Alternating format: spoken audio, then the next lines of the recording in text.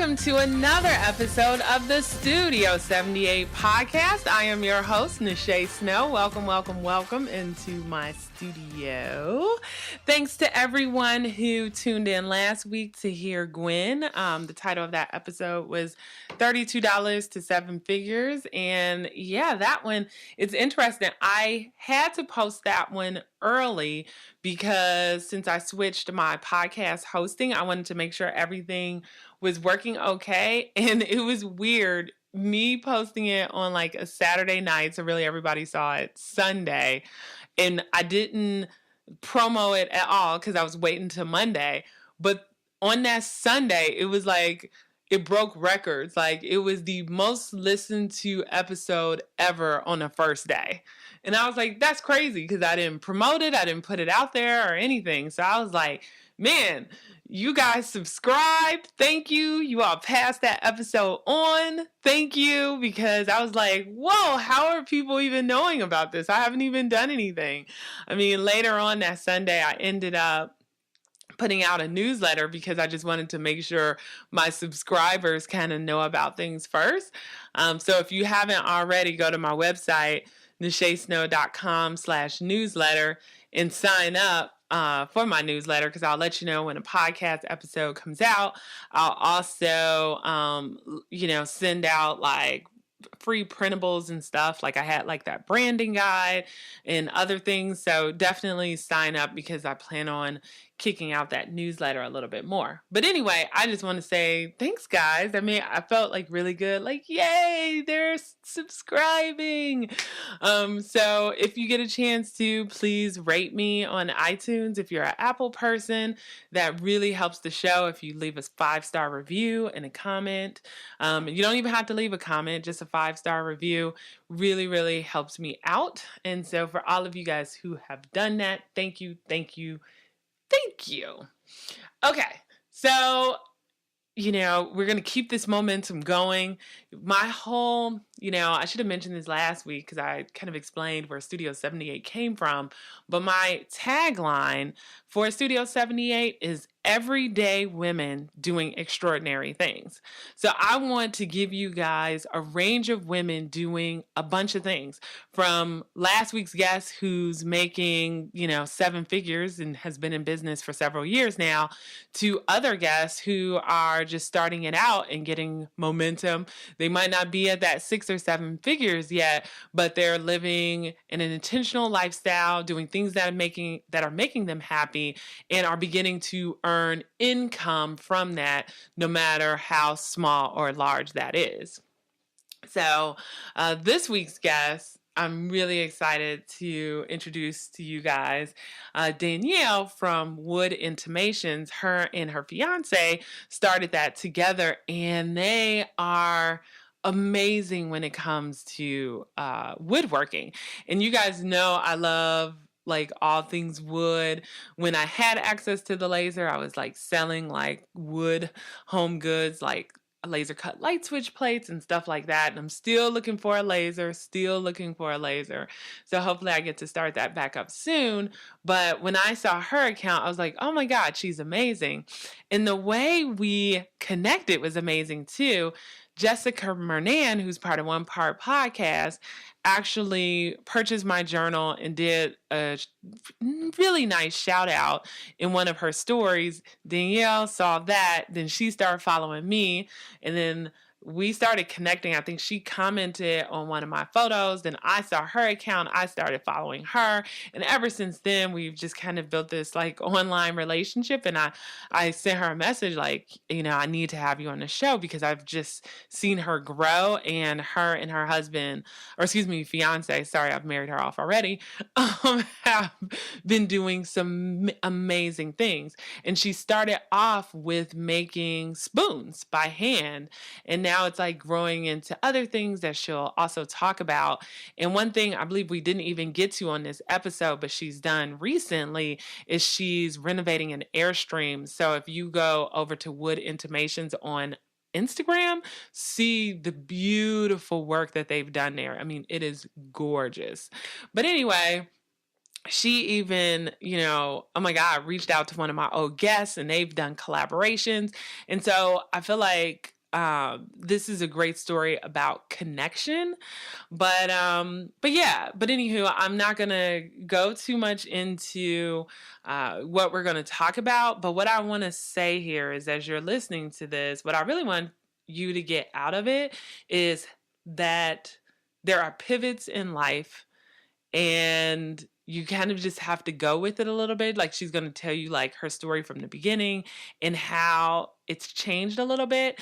And you can even, I could tell from talking to her, but you can even tell from like her photos and her work that she has found her happy. And we kind of discussed that towards the end too. Like, how does one like find their happy? And I feel like through trials and errors of life, she has been able to do that and start growing this amazing handmade business to go with it.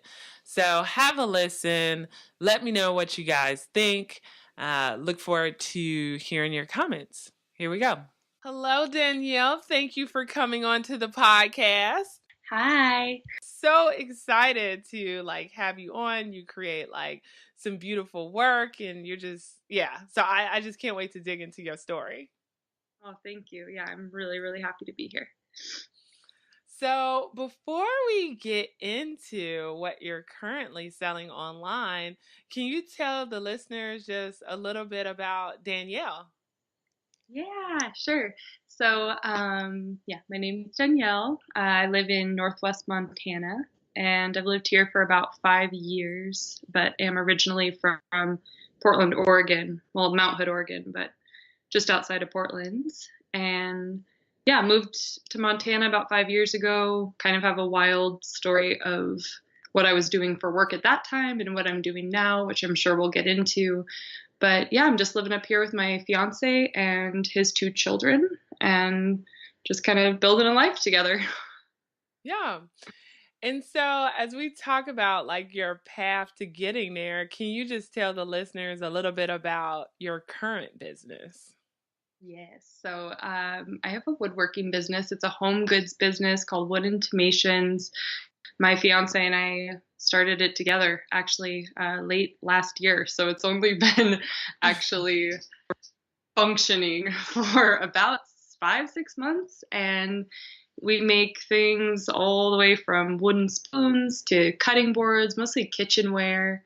And outside of the home goods kind of department, I guess, we're working on wooden trailers. So building wooden teardrop trailers. And we just completed our first one, and we're going to see where it goes from there. Now, for people out there who are like, "What is that? Wooden teardrop trailer?" Can you explain, what it is a little bit more? Yeah, so it's like a very pretty little box.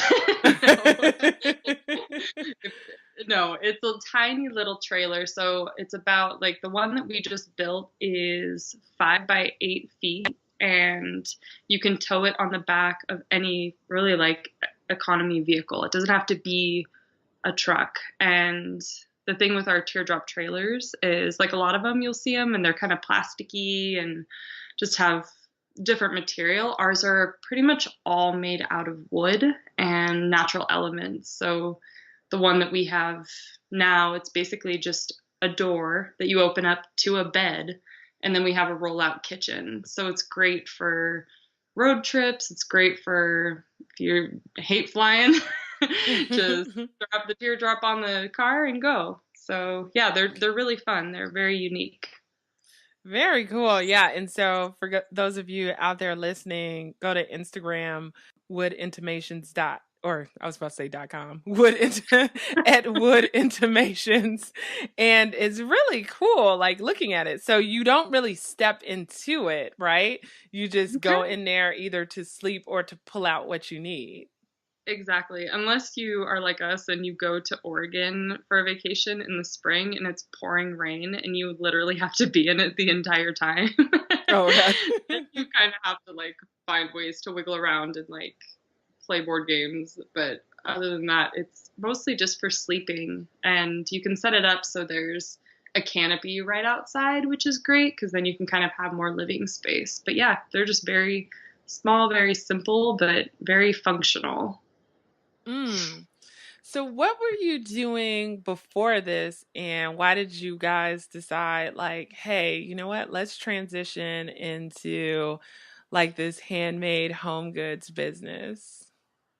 So it's funny. It's like I said, it's been wild with all of the different things that I've done in my 28 years of life, but really in like the last 5 years, because I moved to Montana with my previous partner to actually assist in opening a brewery, a craft brewery in this tiny, tiny town here in Northwest Montana.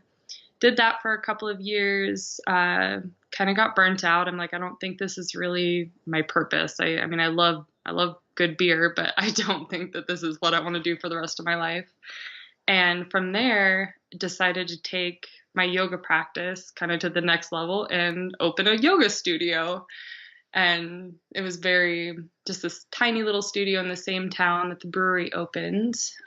Did that for under 2 years and kind of went through another transition of I don't think this is my purpose. Mm. Like, And then yeah. And question, were you doing pretty good? Like, was it generating positive income and all that other good yeah. stuff?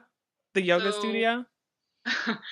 I was able to feed myself, which Okay. was nice.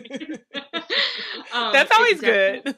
yeah, it's good to be able to eat and stuff. But like when I first opened the studio, and the thing with yoga studios, it's really interesting. This was my experience is you have your grand opening, everyone signs up, it's like opening night, brought in probably like $1,300 in one night. And I'm like, oh my gosh, this is the answer to all of my prayers.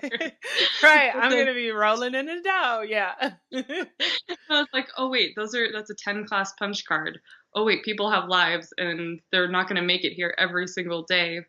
So yeah, it was my first time running a business of my own, and it was not sustainable long term for me because I was the business, like I owned the business. I did all of the bookkeeping, and I also taught almost all of the classes. Mm, yeah, that's I a was lot.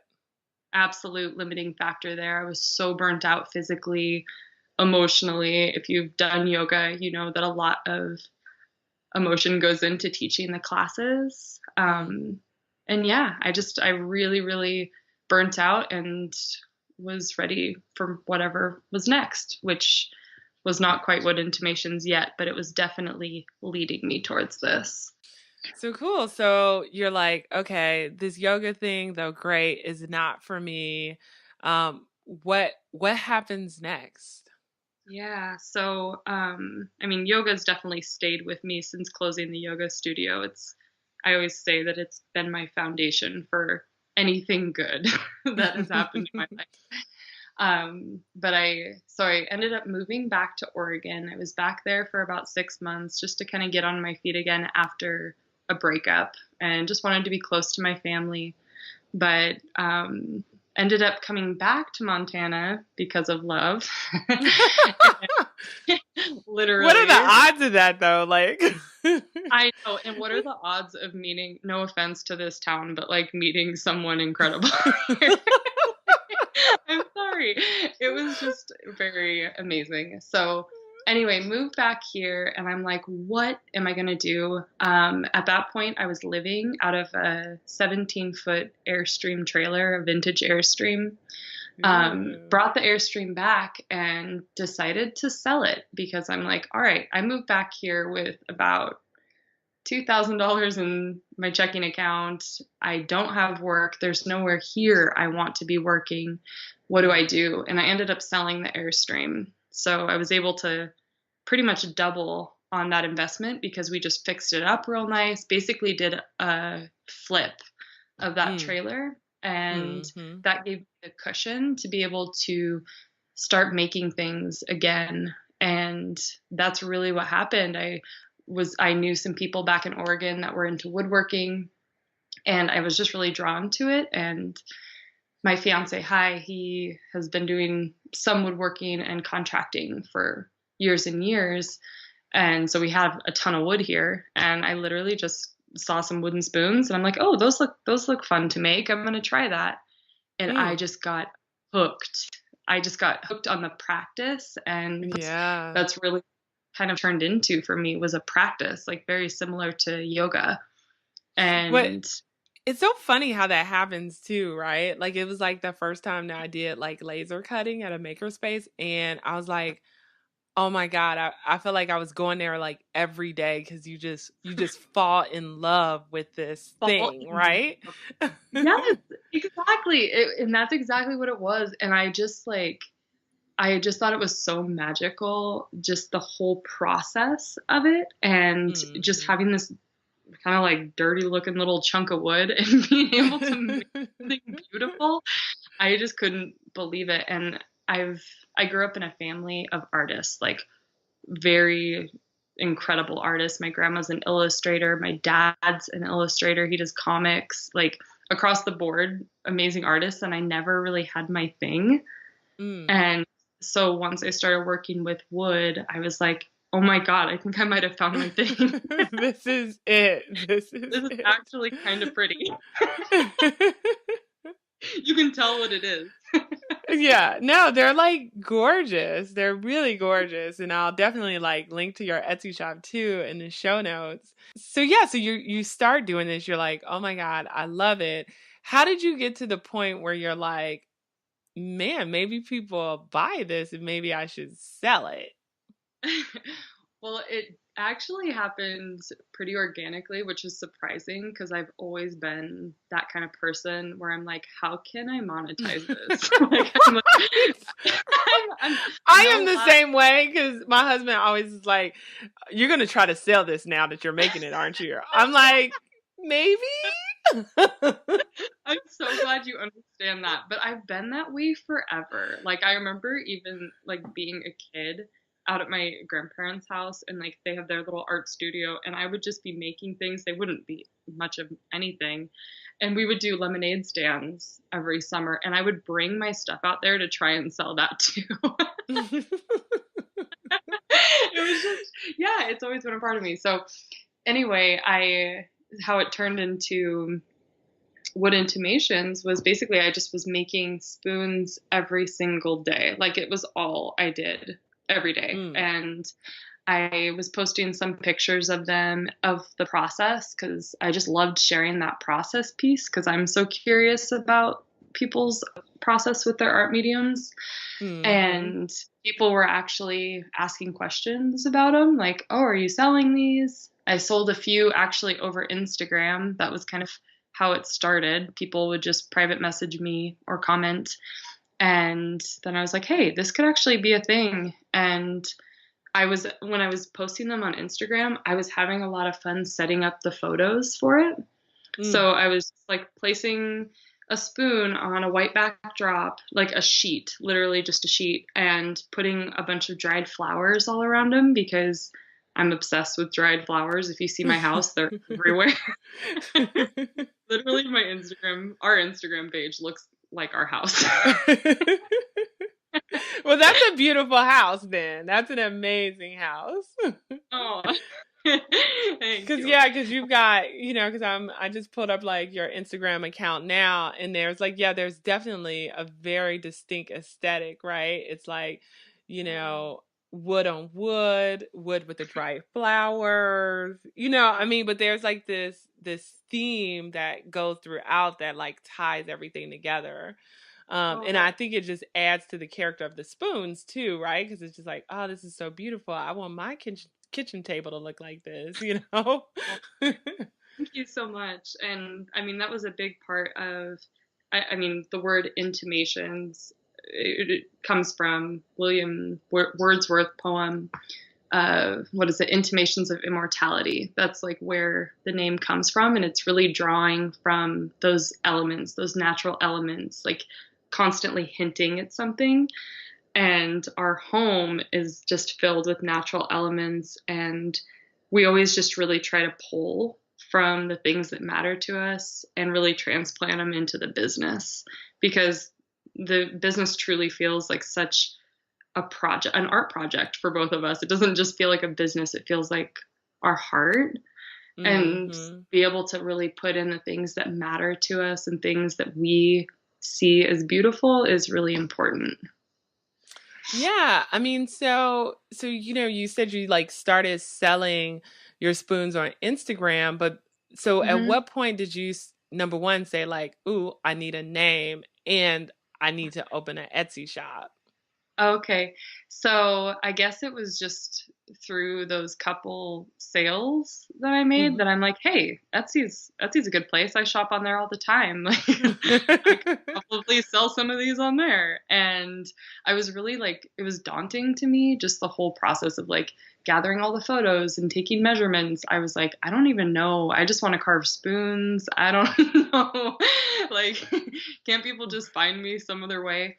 But I did just really put my head down and got the Etsy page up and decided to actually turn my old blog into the Wood Intimations website. And so when we started looking for names, I mean, I that's a process picture I should share as well. It just started with what words light us up, like what words bring us joy. And we Mm. started looking through poems that we both really love. And yeah, we came up on intimations. And then I was like, wood. Right. It just Intimations. makes sense. You're right, right. So that's really how that happened. And the Etsy page has been open for, I think, only 3 months now. And Mm. in my mind, it's doing really well. So it's been great. Yeah, that's like amazing. Thank you. And then even with the spoons, right? Because now, do you make spoons where, because this is what I would find tricky. So I don't know if you do this or not, where it's like one cup, a fourth cup, like where they're exact measurements? Because that seems like a little hardcore. Yeah. So I haven't done any like measuring cups yet, but I've done like measuring spoons. So I have uh that's been my actually newest like favorite thing to make. And yeah, it's kind of hard. I just have like a little bowl full of salt and a bunch of my measuring spoons, like my legitimate accurate measuring spoons out, and that's how I've been able to make sure that they have the right measurements. And I'm sure that there's an easier way to do it. I just have not researched what that is. Yeah. But And yeah, then, sorry, go oh, ahead. go ahead. I'm sorry. I was just going to say those have been so much fun for me to make because I don't know, I love like the intention that goes into making them and the time, and also just like kind of that bleeding into the experience of using them in the kitchen. And I know how I feel when I use wooden spoons and wooden measuring spoons in the kitchen. It just feels very like native to me, and Hmm. I love it. So I was gonna ask you too, like, so you do this full time, correct? I do. Yeah. Yeah.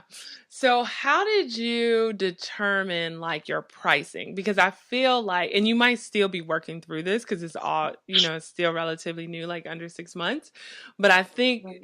handmade stuff is always so tricky, right? Because people will be like, oh, it's a spoon, but you're like, but it took me hours and hours to make this spoon, and this is like a special kind of wood. Like, there's so many things that go into it. And Right. so it's like you don't want to price it too cheap, and Yeah. but you want to still make it affordable unless you're going for like more of a high-end customer. So what has been your experience with like just figuring out like the pricing of your products? Because you want Right. to be able to live and eat too, right? So it's just like Yeah. there's so many things you got to consider. Right. Exactly. And that's such a good question. It is, I'm still learning a lot on how to price. It started with me basically just looking at what other people were making, and I'm like, my spoons don't really look that good yet. And so starting lower based on skill, and I've definitely been increasing my prices.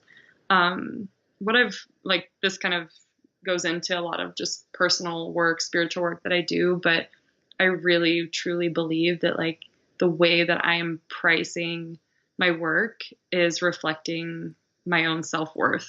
And Mm. so when I think of like if I'm going to post a new item that I really put a lot of heart and care into, which is most every single thing I make, I'm like, how would I feel? Like, how do I feel about pricing this at $38 for a stirring spoon? And if that just like instantly makes me feel good inside, I'm like, oh, that's what I'm pricing it at. Right, And right. I will get that customer somewhere in the world. And it's proven to happen time and time again. So I'm kind of using that as my compass right now of like what feels good. And yeah, so my prices are reflecting that right now. Yeah, and you know what I'll say too about like your spoons, which is what I really like about them, is like they're not, which might sound weird, but they're not perfectly smooth on the inside, like the scoop part, because you'll see like some wooden spoons and people are like they almost they're making it almost like a real spoon where it's like really smooth. But I love Yeah. that yours has like still like a little bit of the texture from you cutting out the wood because I feel like that adds to the character of your spoons and then it sets it off from some of the other handmade wooden spoons I've seen. Oh, thank you so much. And I love that you love that because I really love that too. I'm like, oh, good. But yeah, all of the things that I make are handmade. So that just means that there's no power tools used at all to create my pieces. And I Mm. very, very rarely use any sandpaper. So that's what you're seeing. So those spoons that you see that are super silky, beautiful, they're basically scrubbed to death with sandpaper. Right, right. And I just really take my time using my curb gouge to just try and get it as smooth as humanly possible with those tools that I'm using. So, yeah, thank you for seeing that. Yeah, yeah. I feel like that definitely sets it off from like the other like handmade spoons that you see. And Yeah. then my question too for you is like, so of course like you're on Etsy. You mentioned that, you've sold some spoons too through Instagram. What are some hmm of like the other ways? Like do you do like farmers markets? Do you do wholesale? Like how else are you bringing in income from your spoons? All right. So, yes, I'm doing consignment and I'm doing wholesale right now. So, I currently have, let's see, one consignment account and three wholesale accounts, and that those have all been since January. Those are all people that I have found since January. And it's really just been like my way of finding those accounts have been what places do I love? Like, what Mm. places do I absolutely love? What places could I see my spoons doing well in? And I've just gone in there and asked them, and they've been really excited to be able to bring in the work. So those are my other ways of doing it. And I just started doing some more collaborative work with other artists, including Hushwing, Kirsten, Yes. Kirsten from the watercolor podcast that you did. Her and I just completed our first collaboration, and I did some hand carved wooden watercolor palettes for her business. So she's another wholesale account of mine. She's purchasing, yeah, the palettes. It's pretty amazing. Well, so for those of you guys who haven't heard that episode, it was like episode 39. It was a great episode. But what I love about everything you just said is like one, the power of networking, right? Like you Amazing. guys right? You heard on the episode, you guys end up connecting like it was like on Instagram, right? Or was it a It different was way? actually so I listened to the podcast with Kirsten and I instantly looked at her page because I just loved her. I was like, her energy was amazing. I looked up her Etsy page and I saw her packaging. And you guys mentioned the way she packaged all of her watercolors. And so I was like, I got to Yes. go see this because my packaging needs some work. And I looked at the stuff, reached out to her, asking her basically for some tips and just really saying how much I appreciated her work. And she wrote me back with the most thoughtful response known to man. And at the bottom, she's like, hey, let me know if you want to collaborate. And I'm like, yes. And that gave me so much courage to just start reaching out to people. And it's just really been wonderful ever since then, is not being afraid to just reach out to people, ask questions. That is like so amazing. So then, right. So then you have that collaboration right there. And then Yeah. also, I just like too what you were saying about, just walking into the store, right? And I'm sure you had some spoons in your hand and you're like, hey, these are my spoons right here. This is the pricing. I love for it to be in this store. And they're Yeah. like, yeah, this is great. Exactly. And I'm really grateful because I do have some other entrepreneur friends in my life that they're artists, they're making jewelry or just across the board. And I've gotten some really good ideas as far as what to do when you walk into a wholesale account that you'd be interested in having your stuff at. And one of the best pieces that I've gained, and this is such a silly small thing, but my Hmm. friend Ashley from Raybird, that's her company, she's like, you have to make a chat book, which is the little Mm, Instagram books where it's $10 for 60 pages, and you can just yes. swap your Instagram page over onto these books and they print them out and they're gorgeous. And you can just take it into a place, be like, here, this is my work, and maybe bring a couple like tangible pieces. But people have been really impressed with that. So I highly suggest chat books. Because it's like a professional print. It's like a lookbook, like a professionally printed lookbook for cheap, right? It, You it's know, that could gorgeous. then make you 100 times more money than the $10 it costs to print it, right? Yeah, exactly. And it just makes you look way more legitimate than you are in that moment, maybe. No, very right. Yeah, and so that was great, and it's really just sweet when you walk in. I know you're not asking about how to get wholesale accounts, but I'm just so amazed with how simple it's been. No, I think this is good because there's other creative entrepreneurs on here. So, yeah, if you definitely have any tips or a story Yeah. surrounding that, please share.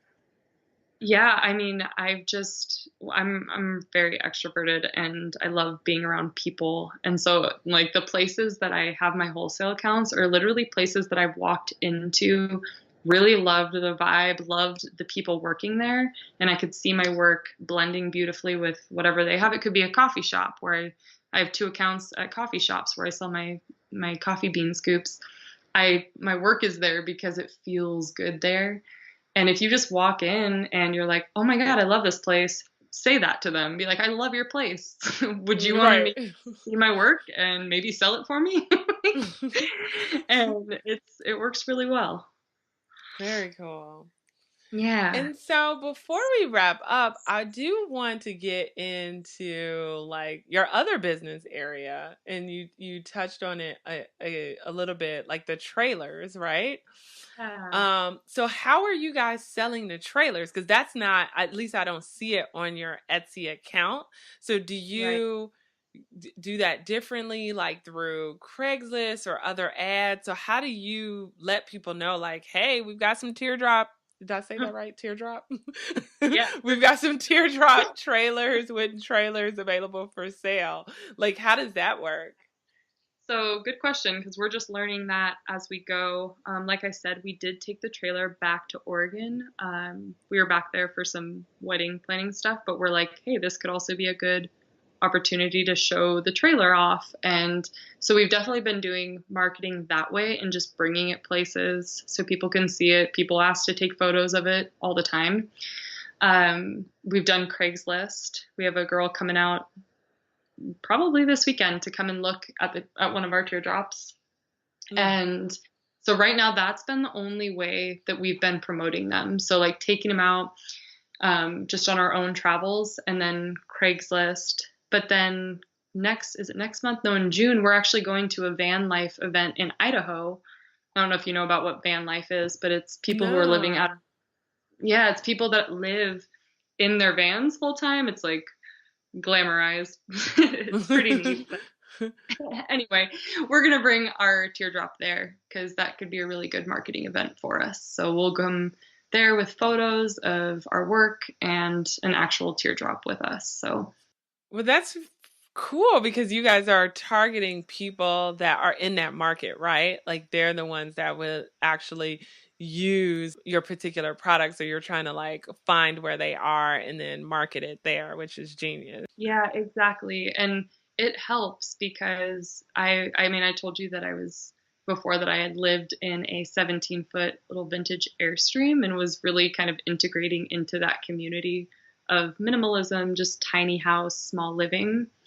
And so I already have a pretty decent sized community around that. So I've really been plugging in there, connecting with those people. And we're actually now just starting a new Airstream renovation for us. So Mm. that's going to be something we'll be sharing through our page as well on Instagram, just sharing that process. And even though it's not going to be a wooden trailer, it's a Airstream, so it's aluminum, the inside is going to be pretty much all wood and all of our, yeah, it's just going to match our style. Now, do you all have a YouTube channel? We do not have a YouTube channel. I feel like I see a YouTube channel in your future. Yeah. I say that because it's like the process, right? People love seeing people building stuff, building homes, building trailers. Like Right. they like the whole lifestyle that you guys are building. People like to see other people doing it so they can get ideas themselves. And Yeah. even though Instagram, of course, lets you do like the 1 minute kind of videos, I just see you guys like having like a whole thing on YouTube. No, I love I'm that you creating said more that. work for you. No, thank you. It's good because we are actually going to be starting process videos next month. So in my mind, that was just doing some kind of quicker videos, like the ones that you've done, like with your journal, where you were like moving all fast. Oh yeah, um, yeah, yeah. yeah, doing some of those with spoon making. But yeah, definitely for Airstream renovation, I could see that being a really good place to be sharing that because another big piece of our business, it's homegrown, handmade. It's that whole concept of living a homegrown lifestyle. So not just, handmade goods, but like how can you create a life that you aren't living just by default? Like how can you make it just fully yours, fully authentically yours? So yeah, that's definitely a piece that I feel is a little quiet right now, and we want to be sharing more with our community. Definitely. I'll be your first follower. Okay.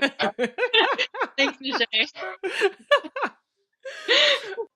Before I get to the wrap up questions, just any advice for other people who were where you were, like right before you decided to like let go of the yoga studio, and they're just like, I think I have this thing and I think I'm going to do something with it, but I just don't know where to start. Any advice for them?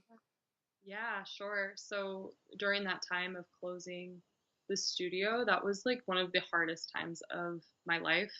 I'm also 28 years old, so I'm in the Saturn return. I don't know if you know what that means. It's kind of woo woo, but No. okay. What I what will is explain that? that to you Yes, another I'm like, time. you got to explain it now. Just Google it. Okay. But it's basically like this time between 27 and 29. It's like that's when the planets align, like from the time you were born. I told you it's woo woo thing. Mm. But I anyway, like it's woo supposed to woo. be Yeah. one of the hardest transitions in life, ages 27 to 29. And I'm in that, so that's what I'm calling this. Um, Mm. but anyway, closing the yoga studio, I was like, I just knew in my heart that that was not what I was destined to do. And I just believe that, like, when you can just get quiet with yourself, get quiet and try to remember what was it that you loved doing when you were a kid? Like, think back, like, what was it that you loved doing? And just start doing that. Like, it could have been, drawing, or it could have been like playing outside, gardening, whatever.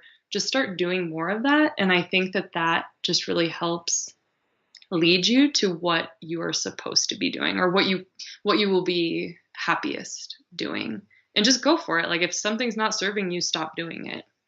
Like that, I fully believe that. Like I'm very open to our business changing in ways and like pivoting. You talk about that. It's Hmm. just staying open and following what lights you up. just doing Yeah. all things in joy as much as possible. Great, great advice. And, it's so funny because when I look back, now I'm going to sound like an old lady.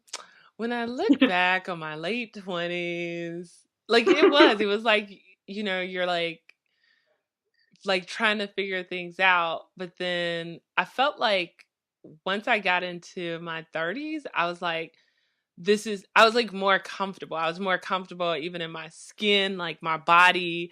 I was more Yeah. confident about like what I wanted. You know what I'm saying? But it was this weird, like I even like people always were like, Nache, you're crazy until they were going through that period. Like I was like, I literally between 27 and 29 felt my body going through weird changes. I was like, what is going on here? And I feel No one. like it got stable at 30. Yeah, oh my gosh, I love hearing that because I am feeling that now. It's like a softening. Like that's the best word I can use to describe being 28 now compared to all the rest of my early 20s.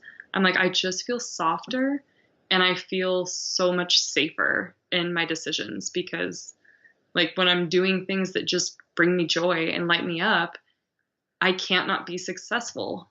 And so I'm just really trying to follow that path. And it's been wonderful. And Wood Intimations has just been everything. So I know that sounds like probably a lot, but it just is. I'm so grateful for our business because it literally encompasses everything that matters to me. There you go. That's how you know you're on the right path. Feels good. Amazing.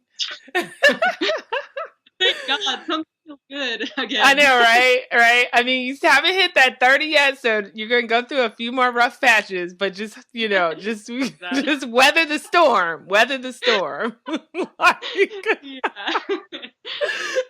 Oh, man. so yeah, so just like a couple of wrap up questions. The first one is what has been the best resource for you? Like in all the stuff that you've done and mentioned, like what's like some resources you can't live without? I love that. This one's kind of, I guess, kind of vague, but I mean, just seeking out people who I'm incredibly inspired by. Mm. Um, I That's probably the biggest resource, and I mean, even Kirsten. I'm just talking about her a bunch on this podcast, but she was such an expander for me and like Mm-hmm. seeing how good she was doing with her business. I'm like, hey, we're like the same age and we both are kind of similar. I can do that too. So I think one of the best resources is really seeking out people who are doing similar things, who are doing really well, Mm. and getting advice from them Mm. and just collaborating with those people. And I'd say, I mean, podcasts, honestly, like, I mean, your podcast has been amazing. There's the Almost 30 podcast. I love that. And yeah, just lots of things online and podcasts.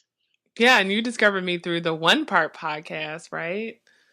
One Well, it wasn't even, yeah, it was One Part podcast. She was actually sharing your journal. Jessica Oh, Mernian on her, yeah. she was sharing it through her stories, and she's like, I love this woman. I'm like, well, I love you, so I'm probably gonna love her too. If you love her, I love her. No, I love Jessica.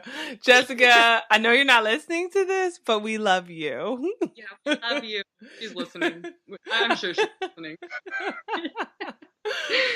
And then my next question for you is what is one thing you can't live without? It could be anything like food, like makeup, like item. It could be anything, coffee, whatever. I would say Epsom salt baths. Ooh, Epsom I'm salt baths. Yeah.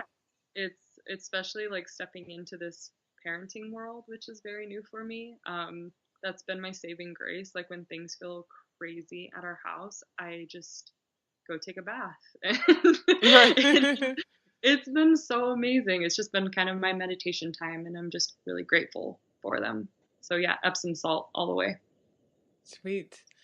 And then please tell the listeners like everything you want them to know, like where they could find you. Yeah.